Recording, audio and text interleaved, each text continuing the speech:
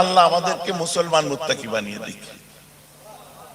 ভাইজান আমরা কি মুসলমান নই? না, মুমিন আমরা। মুসলমান কারা? যারা সমর্পিত হয়েছে, যারা সবকিছু মেনে দিয়ে নিজেকে তার উপর ছেড়ে দিয়েছে।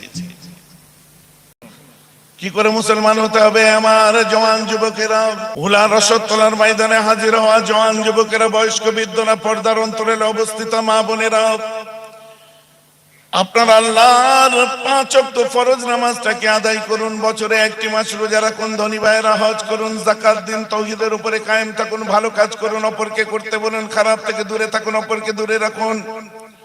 চুরি, ডাকাতি, চিন্তায়, রাজধানী, জুলুম, সিতম, সুদ, ঘুষ, জুয়া, শরাবকারী, জিনাকারী, মেরে নিয়া, কেড়ে নিয়া, গাসব করে নিয়া, গীবত, গিল্লা, তহমত, হাসাদ, হিংসা, বস্তান, চগলখড়ি, অহংকারী, তাকাব্বুরি, কালোবাজারি হারাম, কারবার হারাম, ব্যবসা হারাম, বাণিজ্য হারাম, লেনা হারাম, দেনা, পনের টাকা নিয়ে মস্তানি দেখানো, সুদের টাকা পেটে ঢুকানো, এতগুলো খারাপ কাজ করবেন না। মা বোনেরা পর্দার মধ্যে থেকে পড়াশোনা করুন, উচ্চ শিক্ষিত হন, আব্বার শ্রদ্ধা করুন, ভাইয়েরা আমার আব্বা মায়ের খেদমত করুন, আল্লাহকে মেনে চলুন, রাসূলকে মেনে চলুন, আল্লাহর ওলিগুলোকে প্রাণ দিয়ে শ্রদ্ধা করতে থাকুন। এই খারাপ কাজগুলো ছাড়ুন আর ভালো কাজগুলো মেনে চলুন। ইনশাআল্লাহ কাল থেকেই আল্লাহ তাআলা আপনার নামটা মুসলমানদের খাতায় লিখে দেবে। জোরে বলেছেন সুবহানাল্লাহ।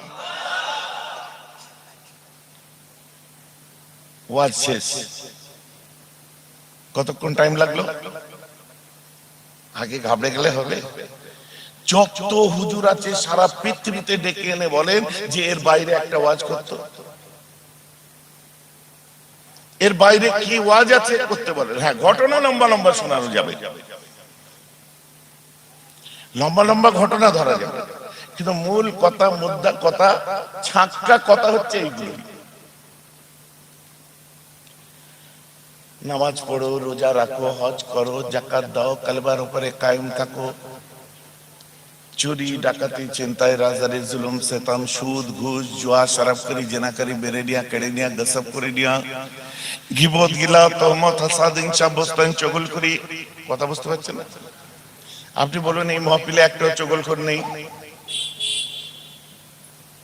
আপনি বলুন এই মজলিসে একটাও গাঁজাখোর নেই?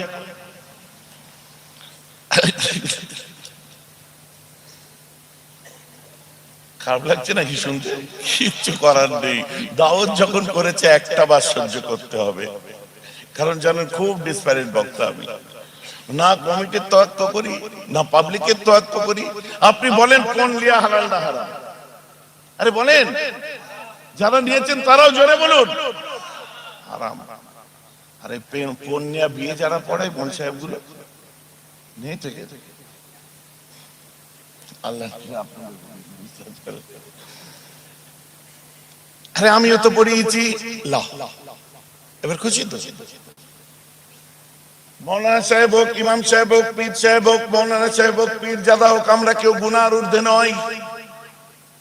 বুঝতে পারছেন? আচ্ছা, আমিও করেছি, আপনিও করেছেন।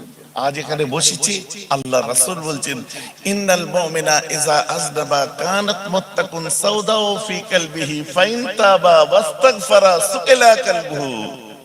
আল্লাহু আকবার বলেন। বলছে যখন কোনো মুমিন গুনাহ করে ফেলে অন্তরে কলবেতে কালো দাগ পড়ে যায়, আর যখন সে তওবা পড়ে, ইস্তেগফার করে, তার কলবটা আবার পরিষ্কার, গুনাহ মুক্ত হয়ে যায়। বলেন সুবহানাল্লাহ। তো আজ হুজুরও তওবা পড়বে, মুরিদও তওবা পড়বে। বুঝা গেছে তো নাকি? আমরা কেউ দুধে ধুলা নয়, সবার গুনাহ আছে। সুন্দর টুপি, দামি গাড়ি, বিদেশি চশমা, ঘড়ি, ওসব কিছু লাভ নেই।